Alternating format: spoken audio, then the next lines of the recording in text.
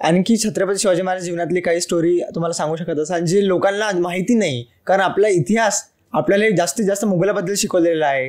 आपल्याला इतिहासामध्ये छत्रपती शिवाजी महाराज, छत्रपती संभाजी महाराज याबद्दल खूप कमी माहिती दिलेली आहे. तर असं काही शिवाजी महाराजांबद्दल सांगायला तर आपल्याला भरपूर सांगता येईल. आता शिवाजी महाराजांबद्दल सांगितलं जातं की ते सर्व धर्म समभावाचे प्रणेते वगैरे, असं काही नाही. खरं पाहिलं तर शिवाजी महाराजांनी त्यावेळेस अनेक मंदिरांचे जीर्णोद्धार केले की आपल्या जे मंदिरं पाडून त्या जागी इतर धर्मस्थळ उभारले गेले. शिवाजी महाराजांनी परत आपले मंदिरं तिथे उभारले. शिवाजी महाराजांचा इतर धर्माप्रती सद्भाव होता, पण त्यांचं सर्वात जास्त प्रेम हिंदू धर्मावर होतं आणि त्याकरताच त्यांचा जन्म झाला होता.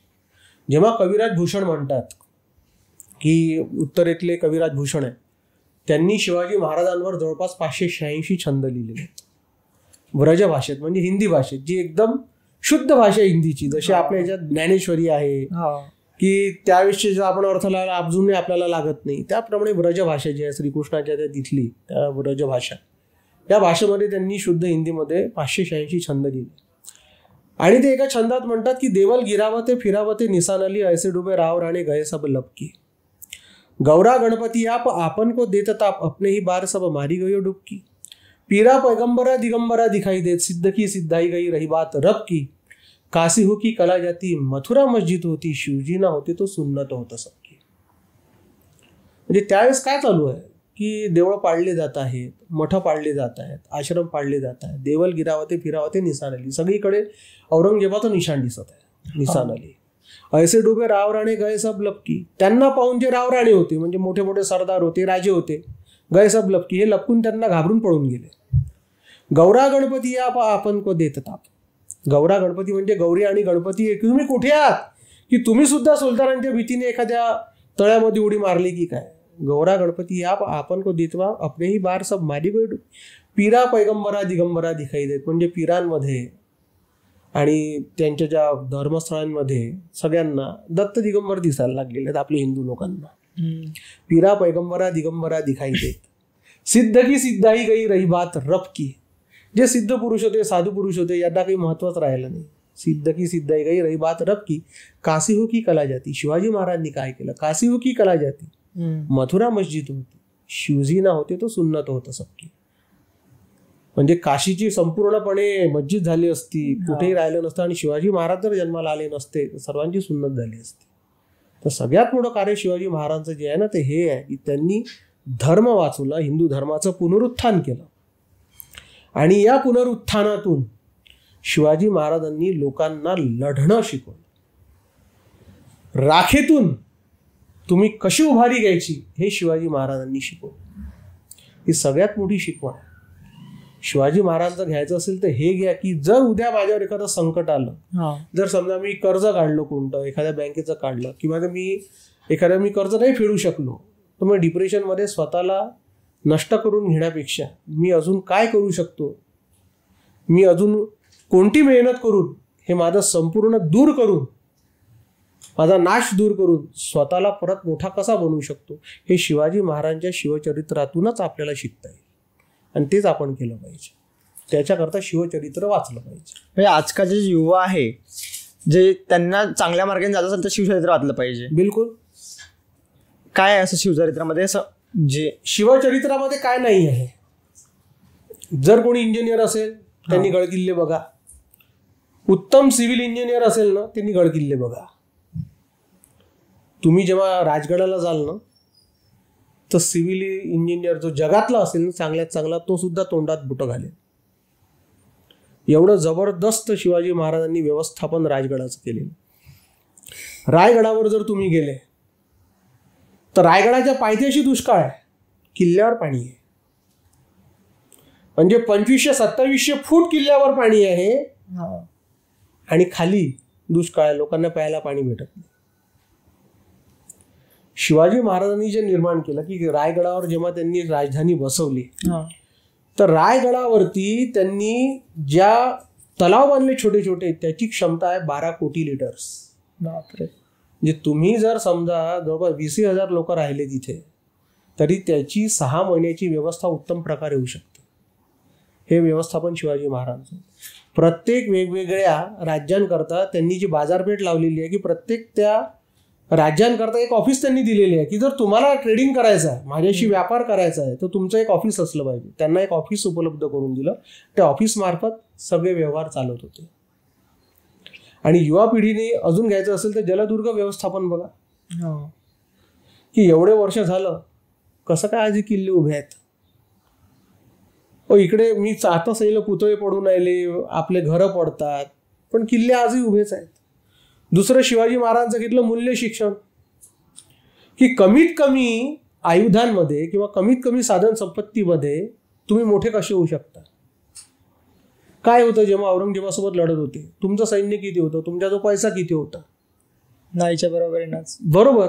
मग त्यांनी ते कसं मॅनेज केलं, हे सगळं व्यवस्थापन कौशल्य जे आहे ना, हे आजच्या युवकांनी जर शिकायचं असेल तर शिवचरित्र वाचलं पाहिजे.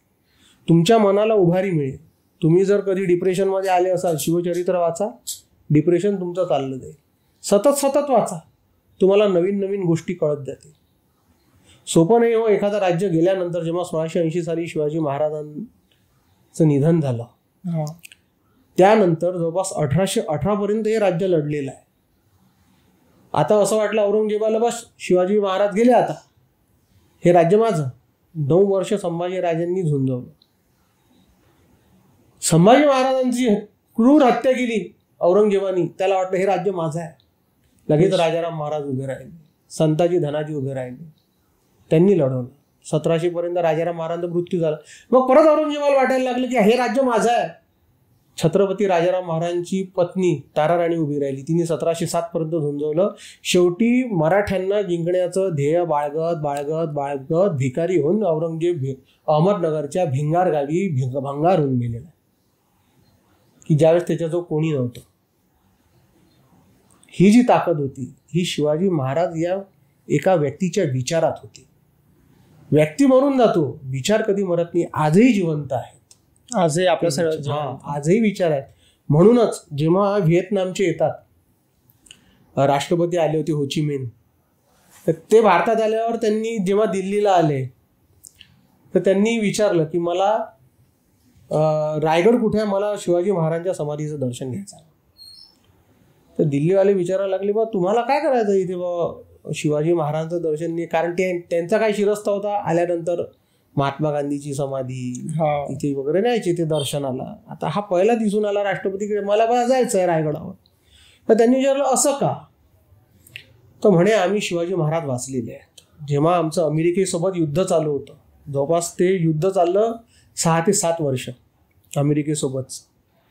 जेव्हा आमचं युद्ध चालू होतं तेव्हा आम्ही जगभरातल्या जे सर्वात टॉपचे सेनानी आहे, कमांडर आहेत, त्या सगळ्यांच्या चरित्राचा अभ्यास केला आहे म्हणे. पण आम्हाला जिंकवलं तो एकच सेनापती आहे म्हणे, एकच सेनानी आहे, ते म्हणजे छत्रपती शिवाजी महाराज. आम्ही यांच्यानुसार चाललो म्हणून अमेरिकेला हरवलं म्हणे. कारण आमच्या जो काय होतं, भाले बंदुका साध्या होत्या, धनुष्यबाण होते, त्यांच्या जो काय नव्हतं, विमान होते, सगळे होते, पण तरी आम्ही जिंकलो. कारण काय, एकच, जी महाराजांनी शिकवण दिलेली आहे त्याच्यानुसार आम्ही लढलो, की राष्ट्र हे सर्वोपरी, राष्ट्रासमोर काहीच नाही, देश हा देव असे माझा, ही संकल्पना शिवाजी महाराजांनी मावळ्यांमध्ये रुजवली आणि ती आपल्याला आजही स्वीकार्य आहे. मावळ्यांनी आपलं रक्त देऊन गड किल्ले उभारले. त्यानंतर आज आपण बघतो गड किल्ल्यावर आपलं प्रेम प्रकरण लिहिलेलं आहे, दारूच्या बॉटल्या पडलेल्या आहे, गड किल्ले कोसळून राहिले. तुम्हाला आपण गड किल्ले आपले कसे जोपासले पाहिजे आणि सरकार याच्यात काय करू शकते? सगळ्यात पहिले तर जे हे गड किल्ल्यांवरती हे जे घाणेरडे कामं करतात तरुण, जर महाराज असते तर टकमक टोकावरून यांचा तर कडेलोटच केला असता. कारण मला सांगा, जवळपास एवढे हजारो मावळे धारातीर्थी पडले, एका तरी मावळ्याने आपलं नाव लिहिलं आहे का? नाही, कोणाचंच गडावर. स्वतः शिवाजी महाराजांनी कुठे नाव लिहिलं आहे का गडावर? फक्त एकाच ठिकाणी नाव आहे, रायगडला जगदीश्वराचं मंदिर आहे आणि शिवाजी महाराजांची समाधी आहे, तिच्या पायरीला नाव आहे. तर जेव्हा रायगड बांधून झाला त्यावेळेस हिरोजी इंदोलकरांनी तो बांधला. तर महाराज म्हणाले की बाबा हिरोजी, तुम्ही इतका सुंदर बेलाग असा रायगड बांधला, तुम्हाला काय देऊ, काय पाहिजे ते मागा, हिरे माणके मोती जमीन जुमला जे पाहिजे ते मागा. त्यावेळेस हिरोजी इंदोलकरांनी म्हटलं की महाराज, तुमचे आशीर्वाद माझ्या डोक्यावर आहे, ही सगळ्यात मोठी गोष्ट आहे. पण जर तुम्हाला द्यायचंच असेल तर एकच गोष्ट मला द्या महाराज, नाही म्हणू नका. तर म्हणे तुम्हाला जे पाहिजे असेल ते मागा. तर त्यांनी सांगितलं की महाराज, जेव्हा तुम्ही जगदीश्वराच्या दर्शनाला जाता आणि जगदीश्वराच्या दर्शनाला जाताना जी पायरी आहे त्या पहिल्या पायरीवर मला माझं नाव पुरायचं आहे. तर म्हणे हे काय मागून आले तुम्ही हिरोजी? हो, मी तुम्हाला सगळं द्यायला तयार आहे, तुम्ही काय मागताय पायरीवर ना? हो म्हणे महाराज, कारण जेव्हा तुम्ही जगदीश्वराच्या दर्शनाला जाल त्यावेळेस तुमचा जो पाय माझ्या पायरीवर पडेल, मी असं समजेल की तो तुमचे चरण माझ्या मस्तकावर पडतात आहे. म्हणजे साक्षात शंभूदेवानी त्या नंदीच्या डोक्यावर चरण ठेवलेले आहेत आणि तीच माझ्याकरता सगळ्यात मोठं बक्षीस आहे. तर दोघांच्याही डोळ्यातून पाणी आलेलं आहे. आणि या प्रकारे किल्ले जोपासले त्या लोकांनी. आणि जेव्हा इच्छित तरुण म्हणतात जय भवानी जय शिवाजी जोरदारी नुसते ओरडतात, पण किल्ल्यावर जातात तर किल्ले विद्रूप करतात. कोणतं ते बदाम काढून ठेवतात आणि काय शस्त्र काढून ठेवतात तिच्यात, म्हणजे ब्रह्मास्त्रापेक्षाही ते शस्त्र मोठं असतं. म्हणजे त्यांना खरं पाहिलं तर तरुण तरुणींना लाज वाटली पाहिजे की हे आपल्या पूर्वजांनी निर्माण केलेली स्मृतीस्थळ आहे, ही शक्तीस्थळ आहे. तिथे जाऊन शक्ती घ्यायची, तिथे जाऊन स्फूर्ती घ्यायची, तिथे जाऊन प्रेरणा घ्यायची. हे तिथे जाऊन काय करतात आहे, तर आपल्या पूर्वजांनी निर्माण केलेली, स्वतःच्या रक्ताने निर्माण केलेली कलाकृती हे विद्रूप करून राहिले. जे जातील त्यांचे कोणते तरी पूर्वज असतील ना. पण पानिपतावर जे 1 लाख मराठी धारातीर्थी पडले, तर महाराष्ट्रातलं असं एक गाव नव्हतं ज्या घरातला माणूस मेला नाही. तुमच्या सुद्धा पूर्वजांचं रक्त ज्या गड किल्ल्यांवर सांडलेलं आहे आणि तुम्ही त्याला विद्रूप करून राहिले, म्हणजे तुम्ही स्वतःचं हृदय विद्रूप करून राहिले. गड किल्ले आपल्या बापाची जहागीर नाही, छत्रपती शिवाजी महाराजांची जहागीर आहे. आपण ते जपले पाहिजे. बिलकुल बिलकुल जपले पाहिजे. ती आपली सगळ्यात मोठी संपत्ती आहे. आपल्या संपत्तीला आपण विद्रूप करतो का? आपण पुढच्या पिढीला दाखवायचं काय? पुढची पिढी म्हणेल ना की तुम्ही काय केलं, फक्त फोटो दाखवायचे हे आमच्याकडे किल्ले, बस. ती तर आपल्या अंगावर थुकेल ती पुढची पिढी की तुम्ही आमच्यासाठी काहीच ठेवलं नाही. आणि त्याकरता जर त्यांना पाहावंसं असं वाटत असेल तर त्याकरता किल्ल्यांची जोपासना झाली पाहिजे, किल्ले जोपासले पाहिजे. हे जे हजारो कोटी वाटल्या जातात त्या याच्या जागी गड किल्ले वाचवा. पुढच्या पिढीला जेव्हा त्यांच्या स्फूर्तीची, प्रेरणेचे केंद्र दिसतील ना, ते स्वतः मेहनत करायला लागतील. काही गरज नाही त्यांना कोणत्या भीतीची. तर या भावनेतून, पवित्र भावनेतून आपण आपल्या पूर्वजांचं जे त्यांनी पराक्रम गाजवला तो जतन करणं शिकलं पाहिजे. छत्रपती शिवाजी महाराजांचं नाव घेतलं की अंगावर काटे येतात. बरोबर. तर आज आपण इतिहासावर बोललो, छत्रपती शिवाजी महाराजवर बोललो, विदर्भावर बोललो. तर आपण तुम्हाला एक पूर्ण चॅनलवर घेऊन येऊ आणि आपण पुढच्या छत्रपती संभाजी महाराज बद्दल जाणून घेऊ. बिलकुल बिलकुल. तर तुम्ही आज आमच्यासोबत आले, आम्हाला वेळ दिला त्याबद्दल खूप खूप धन्यवाद. धन्यवाद. थँक्यू. मला बोलावलं इथं त्याबद्दल तुमचे सुद्धा आभार.